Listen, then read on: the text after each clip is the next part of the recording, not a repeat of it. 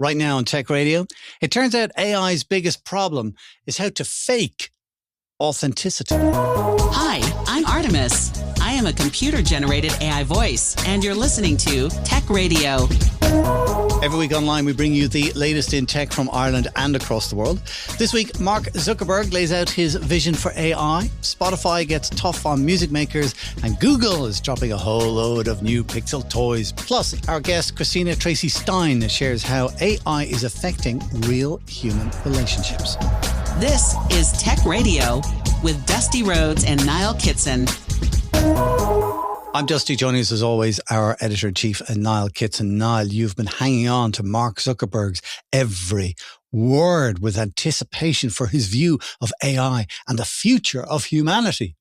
All 6,000 of them. Yeah, he took to Meta's website to outline his vision for artificial intelligence, in particular superintelligence, which is what he's plugging for. I mean, a lot of this is pie in the sky kind of stuff. It's a vision for the future written by somebody who will never have to face the consequences of that future. Oh, damning. So you think that what he's talking about is in the future is going to be kind of amazing technically, but it could also be very damaging for humanity. No, he's not saying that at all. He's just all about the upside. Mm-hmm.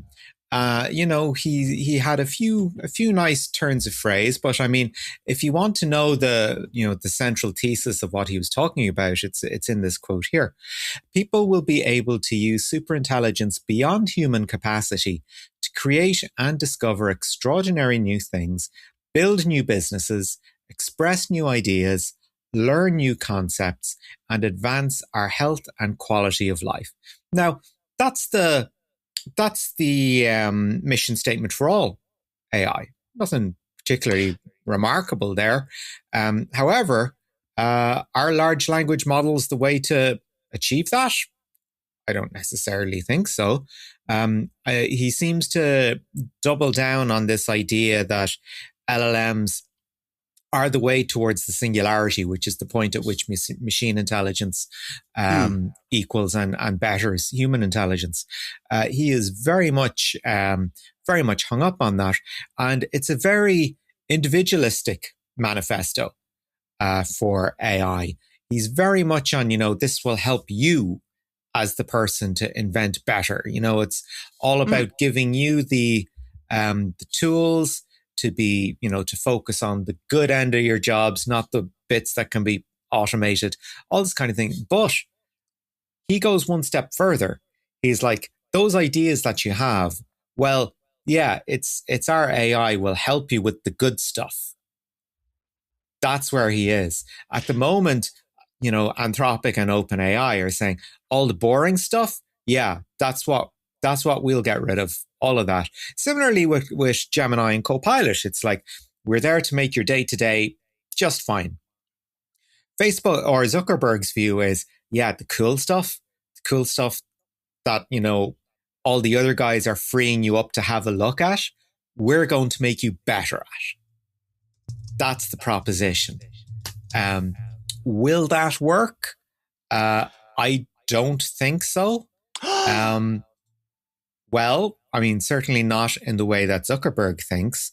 And a very telling phrase, I think I mentioned it already, but I'll give you another quote. Invention, not automation, will be the greatest contribution of superintelligence. So that's pretty much just what I went through with you.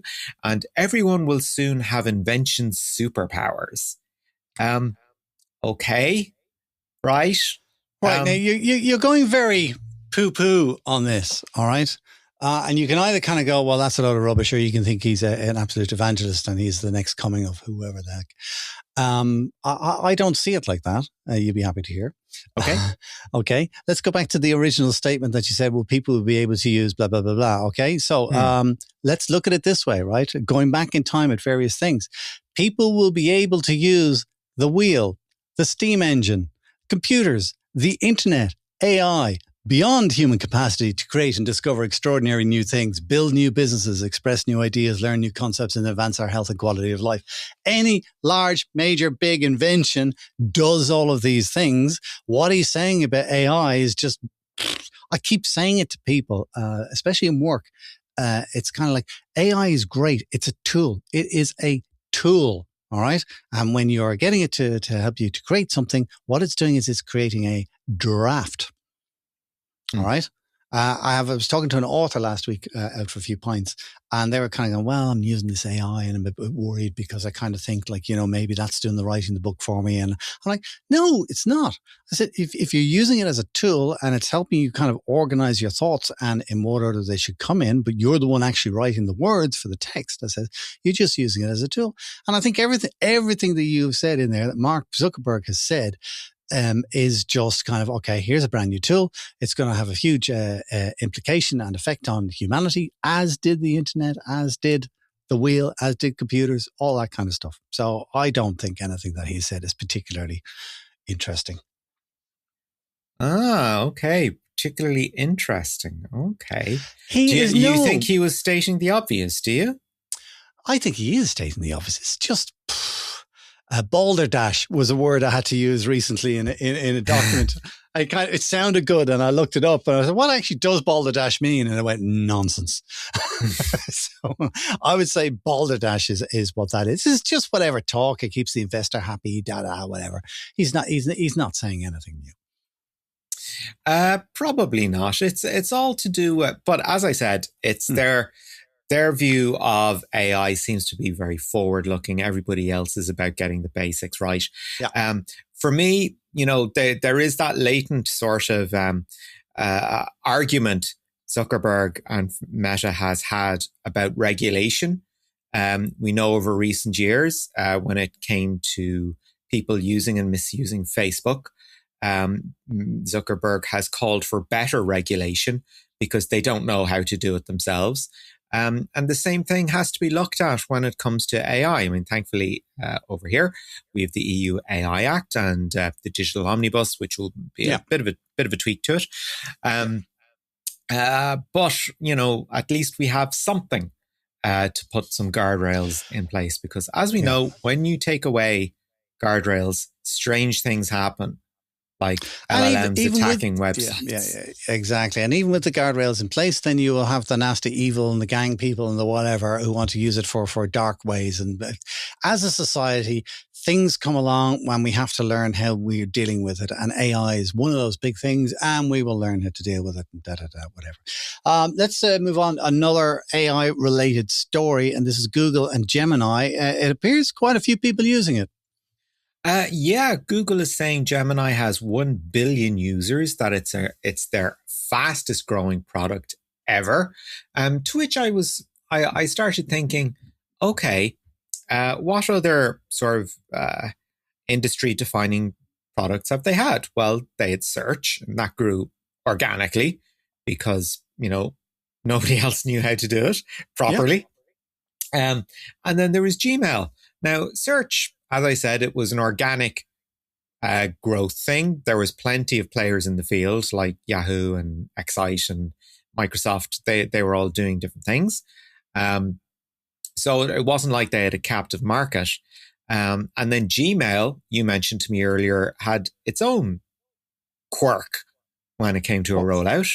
Well, they wouldn't let you have it. It was that simple. They wouldn't let you have it. Hey, we've invented Gmail and it's amazing, but you need an invitation. It's got threaded invites, it's got threaded messages. You guys are going to love it. So I understand why Gmail would have been slow in attaining its market position. It just makes sense. So to come out and say, hey, fastest growing product we've ever had, when you have one product that grew through organic word of mouth, which is naturally going to be slower, and one that you deliberately restricted to create a sense of FOMO amongst people, well, of course they're not going to be, incredibly fast growing products. I mean, by happenstance and design, they're not going to be. Well, I think, fastest growing product ever. I think everybody is having the fastest growing product ever. It's just the way the world is. I remember ChatGPT, and what did they add in?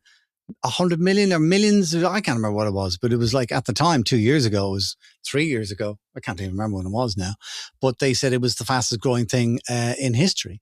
And I can't, what do you expect? Do you know what I mean? We communicate within seconds, using WhatsApp and videos on TikTok and, news apps and everything. It just word gets around so fast. Yeah. I mean, it's kind of hard to know to what extent people are using Gemini with a sort of a thoughtful intention. Like if you had the option to sign up for Gemini, right, as opposed to having it presented to you as part of your Gmail services, would Gemini be popular? Well, I think it would have a user base. I'm not going to deny that, but would it have 1 billion people? You mean because Google Gemini does have 1 billion people at the minute using it, all right? But do you mean would it have 1 billion paying users? Well, not even 1 billion paying users. I mean, would 1 billion people sign up if this was a thing on its own? In the same way that people came to search on its own, they came to Gmail on its own. Okay. If Gemini was another thing on its own, would people go to it to sign up? 100% they would, because ChatGPT came out of nowhere, and then next thing everybody's on it. So I think they would. I think it's interesting with Google. Google strikes me as being, I don't want to say late to the party, because I know they were definitely working on it, but I think ChatGPT just stole everybody's thunder. Yeah. And Google went, they've got how far? Oh my God. And I think they literally threw everything at it. All right. Because I remember it not being great when they launched it first. And then I was very skeptical about it, going, this is terrible. But it has improved so fast. And like, I'm a paying user of Gemini, and just the things that it does is, it's phenomenal. It's not the be all and end all. It's not the greatest one out there, but just for the breadth of things that it can do. It can edit video, it can edit videos, pictures. It can work on your text. It can give you ideas. It can do search for you. It can do your accounts. It can check out code for you. Do you know what I mean? It just does so many things over such a wide breadth of things. And generally, I find the results to be quite good. It's kind of like Claude. If you ask it to write something, it kind of it's like it goes a bit mad and uses every adjective that was ever invented, whereas Google is a bit more kind of conservative, Yeah. I think it's very good, so I'm not surprised that 1 billion people are using it already. What kind of things are they using it for? Yeah, well, I mean, there's the traditional voice interactions, which is fine, sort of get me a picture to do this, or help me do that. 1 in 5 Gemini live interactions involve live camera feeds, screen sharing, and this kind of thing. Of course, there's an awful lot of images being generated. Google says 150 million plus every day. I believe it. And that's between images, video, and audio. Sure. What is it? Is it notes? Is it notes or notebook? Notebook. That will turn your document into a podcast. And that's pretty impressive. It'll do more than that. It'll turn it into a PDF graphic or a PDF or all kinds of things. Like it's a phenomenal piece of kit. Yeah. And I remember you being very taken with that when that was released. Yeah. And of course, there's app automation as well. A big plus being part of that Google ecosystem. There's so many things it can link into. So I suppose. And not to mention Apple users. There's like 100 million Apple users that use Gemini as well. Although that's going to be part of Siri anyway, isn't it? So maybe not as impressive as it sounds. You made me smile there when you said voices transforming daily interactions, or traditional voice, you called it. How fast the world moves, where all of a sudden, everybody talks to their computer. It's been like that for decades.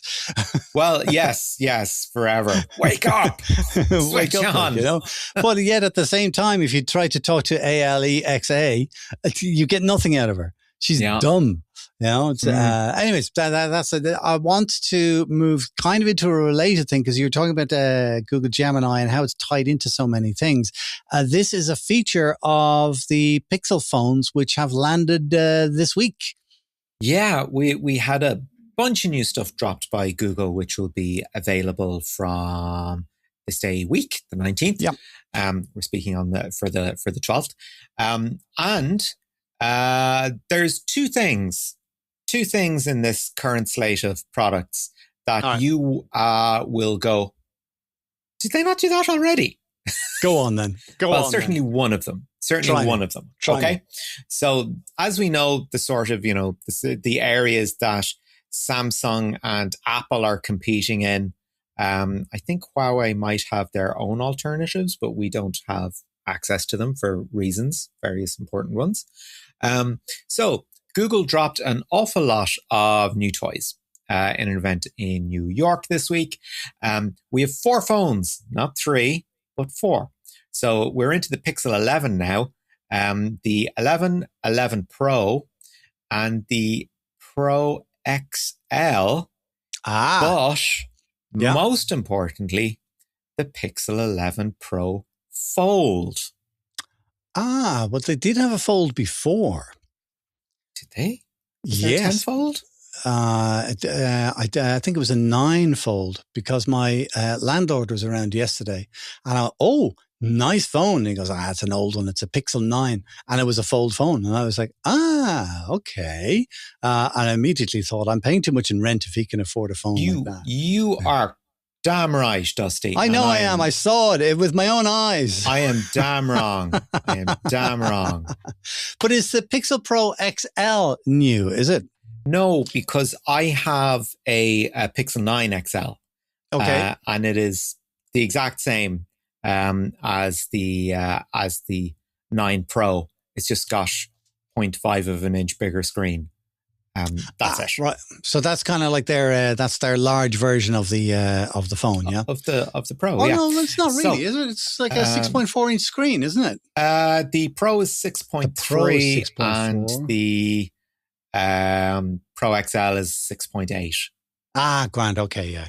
Okay, so, cool. Little bit of a difference. Kind of difference that you notice when you have it, but when you don't, you're like, that's a grand screen.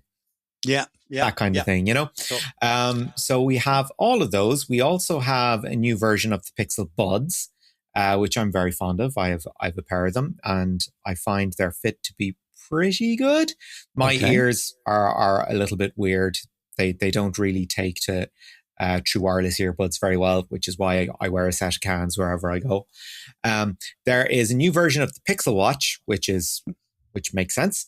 I'm looking forward to getting stuck into that.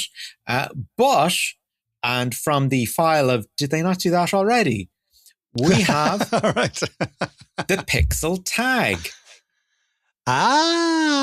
Did they not do that already? He said in a high squeaky voice like Niall. There you go. Bluetooth location tags are coming to the Google ecosystem. Now, I wonder, so have you looked into the tag? And here's my question, right? Because Samsung have tried to do the tag, but the thing is, it only really works with Samsung watches. Apple have done the tag, and that seems to work with Apple Watch, which is fantastic if you're in the States particularly, because so many people have Apple over there. Will the Pixel tag, will it be an Android tag? So it will ping off any Android phone, not just a Google brand? That is a good question. That's your mission now, and I want an article on that by 5:00 on Friday, so I can read it this weekend. When the review embargo lifts, you want this information to be there. So listen, speaking of the website, you've managed to get your hands on one of these phones and the watch, I believe, and some other bits and pieces. You're going to put them through their paces and get a review online as quickly as possible. I've got a Watch 5 and I've got the 11 Pro, so I'm looking forward to. All right. We'll keep an eye on that. Everything. I did have a quick look at the announcements as they were all coming out yesterday. I haven't had a chance to be able to do it in detail. From what I see, it's kind of like, it's back to what we always say about odd numbers on a phone series. Okay. We always say by the even number, that's where all of the big innovations are. And the odd number is usually an iteration. From what I saw was that the Pixel 11 is an iteration. So if you've got a Pixel 10, maybe not worth upgrading, but if you're looking in the market for a new phone, oh my God, a Pixel 11 could be fantastic because they are one of the best phones going, especially if you're into photography. One innovation that might give the lie to that, but I'll hang on to it. I'll keep it under my hat. Okay, keep it under your hat. But that's interesting. More of the folds and more details on all those things on techcentral.ie. All the news today, Meta and TikTok now, they are in trouble. I mean, the EU has been going around and fining these people with rather large fines. Somebody's gone and outdone the EU by several measures. Somebody has outdone Now, I mean, we talked about this case in New Mexico. There's two cases Meta is on the receiving end of at the moment. One is in New Mexico, which was about child safety. And they have been fined a couple of $100 million over that. I think it's 375 million in New Mexico. Now, they are looking at an even bigger ruling in California, which could put Meta and TikTok together on the hook for about $1.4 trillion. Actually, sorry, Meta on its own for $1.4 trillion, which is basically the valuation of the company. This is a statement more so than anything. I mean, Meta are not going to be fine, but it's just, these are the stakes. If you do, if you are putting children in danger, we will crush you legally. Okay, now. They've got big, expensive lawyers, so they're going to court. I don't think they've any choice about going to court. Surely they have a defense for what they do. And their defense is really interesting, right? Because this is not a case about content.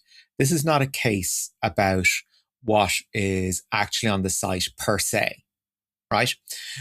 The case goes, you have actually set up. Well, traditionally, your defense is you're not responsible for anything that goes up on the site under Section 230 of the Communications Decency Act, which was there to protect newspapers, right, and magazines. So you can print whatever you like, so long as it's factually accurate. If it's offensive to someone, well, tough nookies on their part. They don't have to read it. And that's kind of where discussion forums and social media websites have been getting a pass. It's all there. It's in law. They can just point to it and go, there you go. We have legal backing. We have the First Amendment. There's nothing you can do. Right? So the court has come back. Well, not the court, but prosecutors have come back and said, okay, right. So the way you're set up, that actually might be protected by law. Right? These idea of dark patterns of funneling people from one part of a website to another, of making sure certain content is fed to somebody that has perhaps expressed certain preferences or views in the past, some of which might be particularly toxic, some of which might have been particularly just normal. But it's the same principle that applies to all content. However, and this is the really interesting shift in tactics, it's not about the content. It's kind of about these dark patterns, but most importantly, it's about Meta not disclosing that there are dark patterns at work. So here's the difference, okay? You're coming onto our website, stuff is being said on our website. You're coming up on our website, we are going to show you stuff that might be like this because of. And it's that level of transparency is what's missing. And that could be what gets Meta. So essentially, it's a viewer discretion advised. Viewer discretion advised.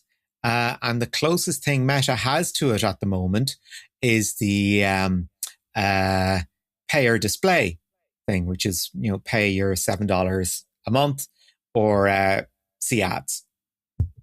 I don't think that's not going to make any difference to the content, though, is it? It's not, no. So if you have said, I'm interested in XYZ, and all of a sudden you get served something completely inappropriate because you happen to be using the site in a different way, or you clicked on something you didn't mean to, or whatever.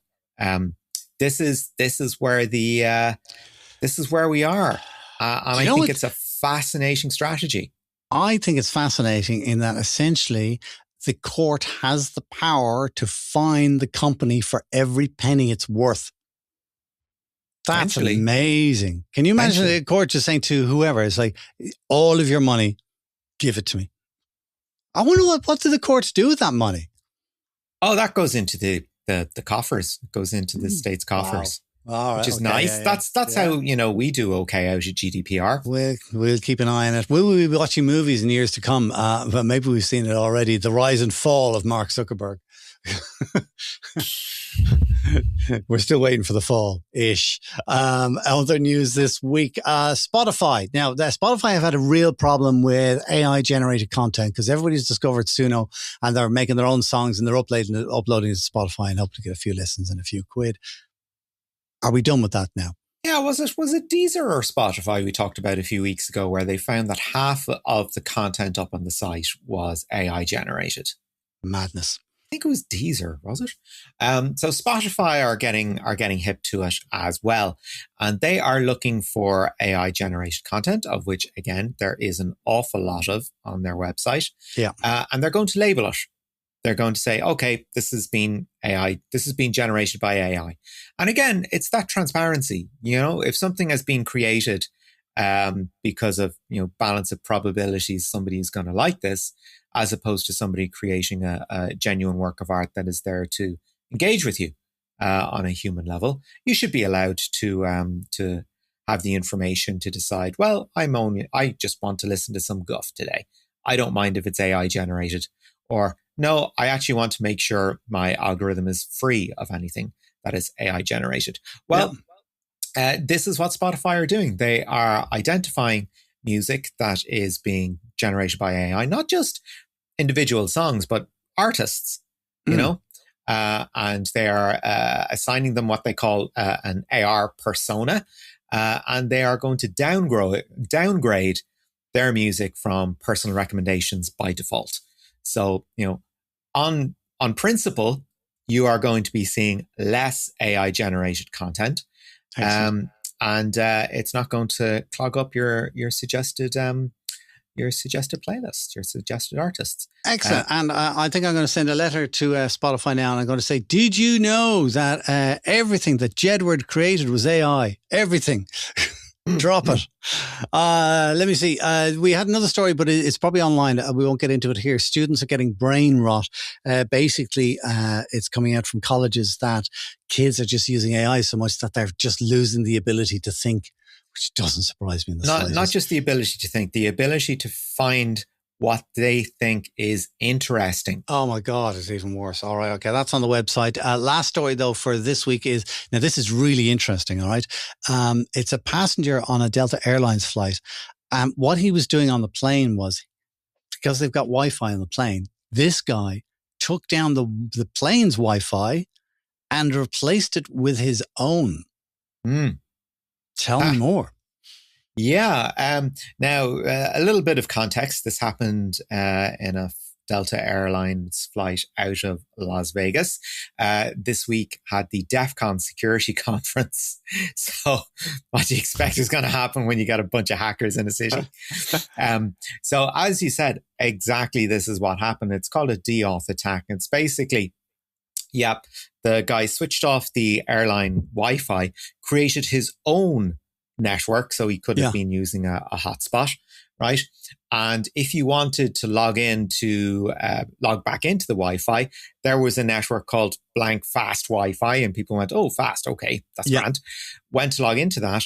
They were sent to a fake login page, during which they, created an account and put in a password. And the reason you would do an attack like this is for phishing purposes, and also to just harvest passenger credentials. Again, that's phishing, but it's also acting the maggot as well. I mean, nothing seems to have happened now there, and no arrests have been made, which is kind of disappointing. There were reports on X and Facebook that somebody was seen doing something very similar in the airport lounge. So I'm sure it happens in airport lounges all the time. Restaurants, cafes. He had, we're going to speculate wildly. This guy has been, walking around, taking down local Wi-Fi networks just to see if he can do it. Creating his own network and seeing how many people he can get to log in.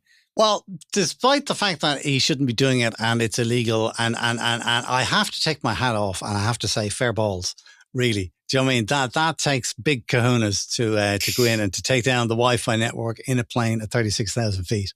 Do you know what I mean? That's and he was coming from a hackers conference, so it's like, what do you expect? Listen, let's leave the news at that for this week. Niall, as always, thanks for keeping us up to date. Share the knowledge and invite a friend to listen. Search Apple, Spotify, or YouTube for Tech Radio Ireland. From giving bad advice to acting as a substitute for human connection, AI is being used by some people to replace the validation and warmth of being in a human relationship. According to a recent survey, this is amazing, 12% of adults in Ireland have intimate conversations with AI. 10% would consider a romantic relationship with an AI, and more than a quarter of those in an AI relationship broke up with their real-life human partner because of it. Dr Christina Tracy Stein is an author and relationship therapist who has been tracking the negative effects of AI, such as these examples. And she sat down with the real Niall Kitson to explain all. Christina, when I first delved into the subject of the loneliness epidemic or the loneliness crisis, it seems to have been a male phenomenon, but now it seems to be affecting both genders kind of equally. Is that a fair way to look at things? Yeah, I think it definitely is. And you're right. It really was presented as a more male-dominated thing. But now women are struggling, young women, it really has had a huge impact on both genders. I think there's just a lot of loneliness. There's a lot of feeling of isolation. We're just not connecting the same way because of social media and digital, platforms and AI.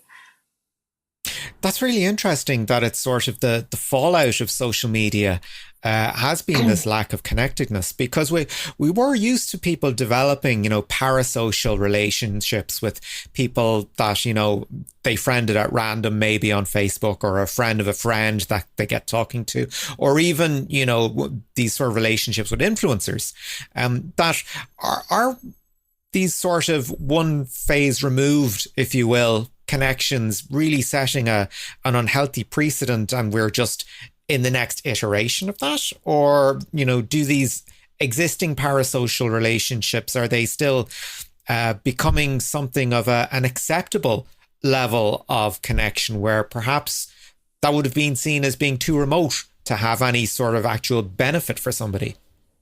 Well, it's so relative, right? I mean, I think that if you experience genuine connection with another person, then you have something to measure it against. What's scary about the younger generation is if they're not cultivating those meaningful, authentic relationships, then these connections, these relationships or friendships they think they have through social media actually feels like an authentic connection. But I think the problem is that you might feel like you have a lot of friends who know you because they're aware of things in your life, but then no one really knows you. And that's where you feel lonely and isolated, because the true you, the authentic you with flaws, doesn't come through in the posts that you put forward or what you're getting from other people. So they're not real relationships. And that's why I think people feel lonely despite having a lot of friends. Yeah, I think, what is it? Dunbar's number says something like you can manage 150 people sort of in your head, basically.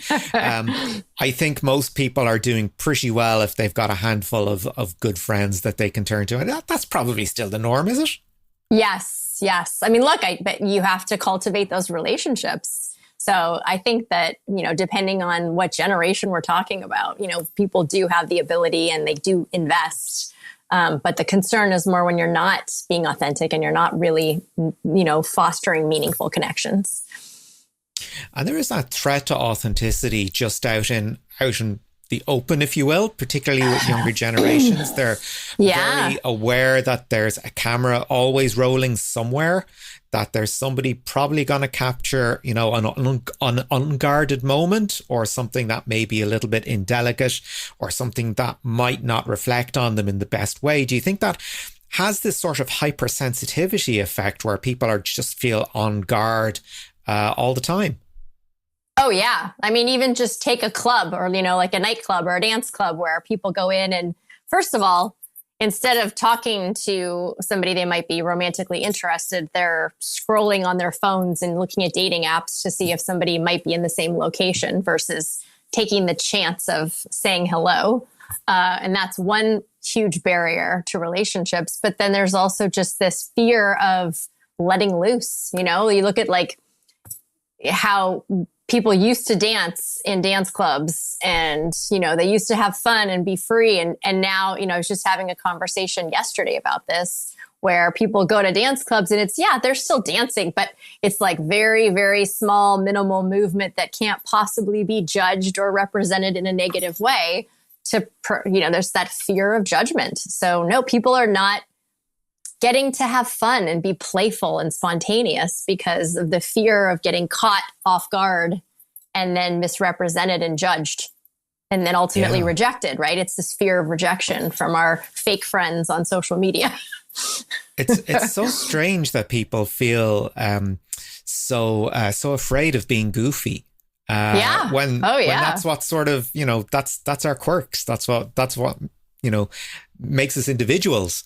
Yes. That's what actually brings people to connect with you, is your vulnerabilities and your quirks and your flaws, because it makes you special in your own way and makes you real. And, you know, so I wish people would feel good about embracing those parts of themselves, because it's endearing, it's charming, it's the most authentic part of people. And, you know, we've all seen horror stories at this stage of, you know, people on dates where the person across the table is already swiping through Tinder because they're like, okay, I'm done here. This person isn't meeting my internal checklist or whatsoever. Mm-hmm. And people just aren't opening themselves up, in my opinion, to the fact that maybe the person that's right for you isn't the person that is the type you have in your head. Well, I think, I think there's two things that are happening with that, right? It's like, because of these dating apps, you could be with somebody who might seem good and they might seem interesting. But at the same time, I know a lot of people struggle because they're like, well, this person is good, but what if there's somebody better that I haven't found yet? And if I get stuck with good, I might miss better. And therefore, I can't even commit to anything because there's this fantasy of something better that I'm going to miss if I'm distracted. And I think that the other challenge too is, like, you know, like you said, it's like nobody's perfect. We aren't perfect. None of us are perfect. And so going and having a date with someone and then having this unfair standard of them measuring up to some fantasy in our minds, of course they're going to fail. But if we want to be accepted in relationship for our imperfections, then we have to be open to tolerating that not everyone is perfect, and the person in front of us might be really good and have a couple things we don't love, but we want them to appreciate those parts in us. I think one of the solutions people have found to dealing with sort of that shopping list approach, if you will, that is how people are turning to AI as, you know, something that will accept somebody with all their flaws and sort of tell them that it's okay, when in fact, you know, in years past, that was an actual person doing that job. But again, that fear of being seen and judged has opened up this space that people are filling with AI, hasn't it? Oh, definitely. Yeah. I mean, who wouldn't want consistent, unconditional, positive regard without accountability and judgment, right? I mean, that's what's basically happening is you have these wonderful, look, I have a chat friend and a Claude friend. We've all got those guys, those agents out there. But they're not holding us accountable for when we don't show up or when we aren't kind or when we're being selfish and we're not contributing. You know, like there's just things that, you know, a real relationship forces you to grow and be the best version of yourself. And these AI relationships make it really easy to take as opposed to give and take.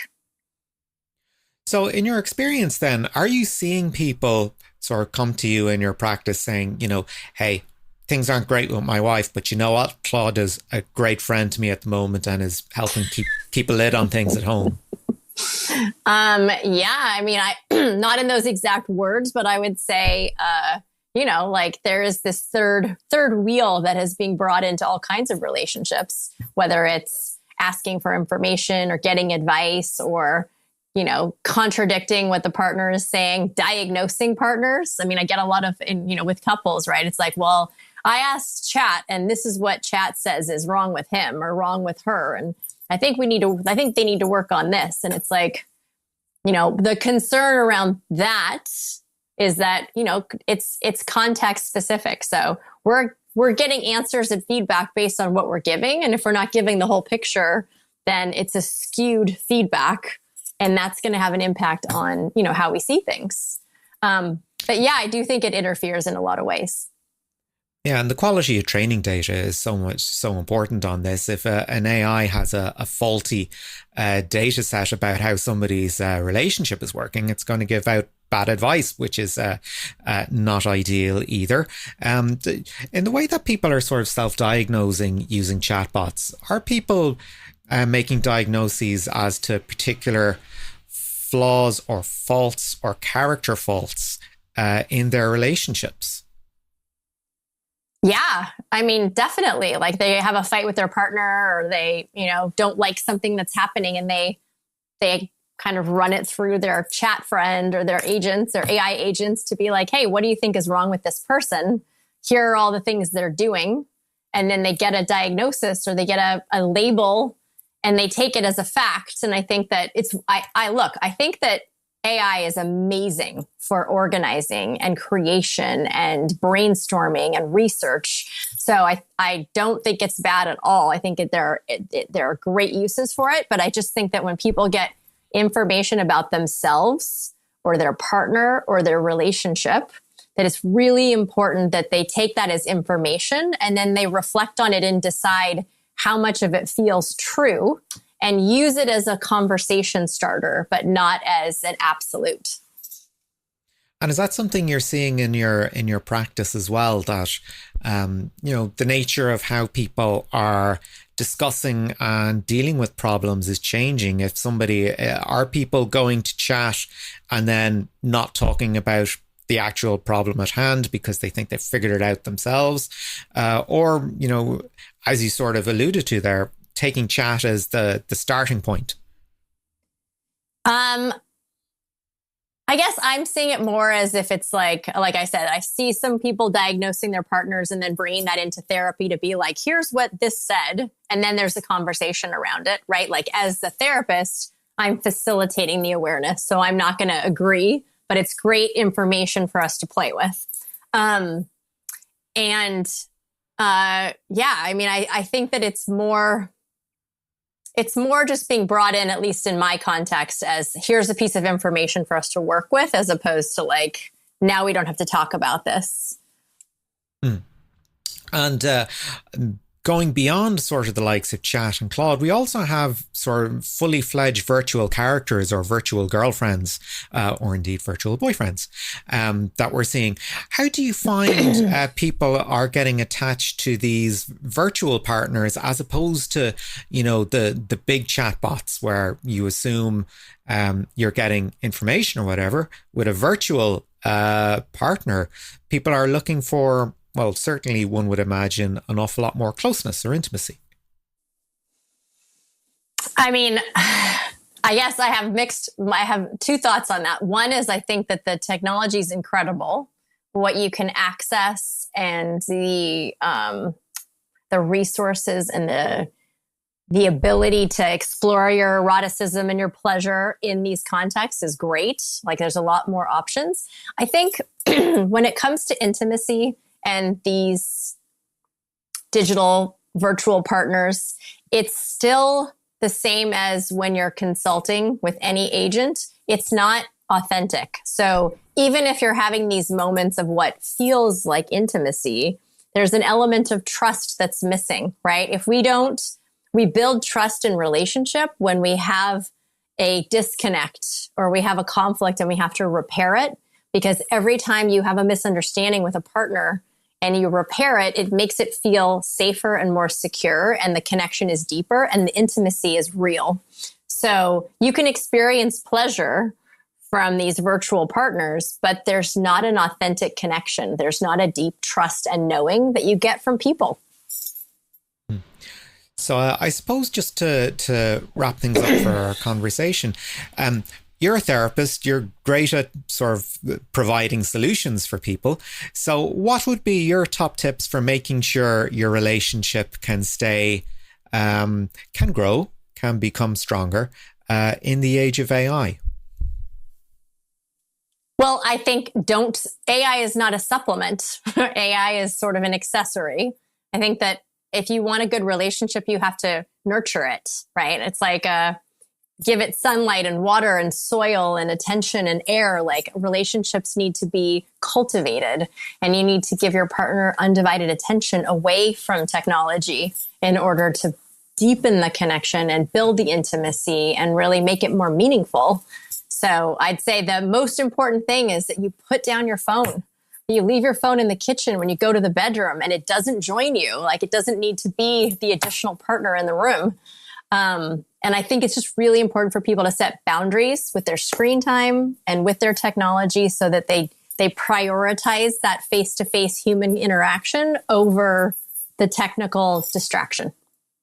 And that was Christina Tracy Stein chatting with Niall Kitson. You can find out more about her at her website, which is drchristinatраcystein.com. That's drchristinatраcystein.com. It's in the link in the show notes below as well for you. This is Tech Radio with Dusty Rhodes and Niall Kitson. That's it for our show this week. Do check out some of the other stories we have online, including... Sure. We have French newspaper publishers taking on Google over AI summaries. DeepSeek increases its prices to keep up with demand. And the EU plans to expand its satellite network. All of those stories and more online for you right now at techcentral.ie. We're back again next Friday with a brand new show. Do remember to share our podcast in the meantime with a friend if they're into tech and gadgets and what's going on in Ireland and around the world. Just tell them to search for Tech Radio Ireland wherever they get their podcasts. Until next time, from myself, Dusty Rhodes, and from Niall Kitson, thanks for listening. Take care. Remember, you can get the latest Irish tech news with hourly updates, daily newsletters, and more at our website, techcentral.ie. Share the knowledge and invite a friend to listen. Search Apple, Spotify, or YouTube for Tech Radio Ireland. Tech Radio is produced by dustpod.io for techcentral.ie. From me, Artemis, live long and prosper.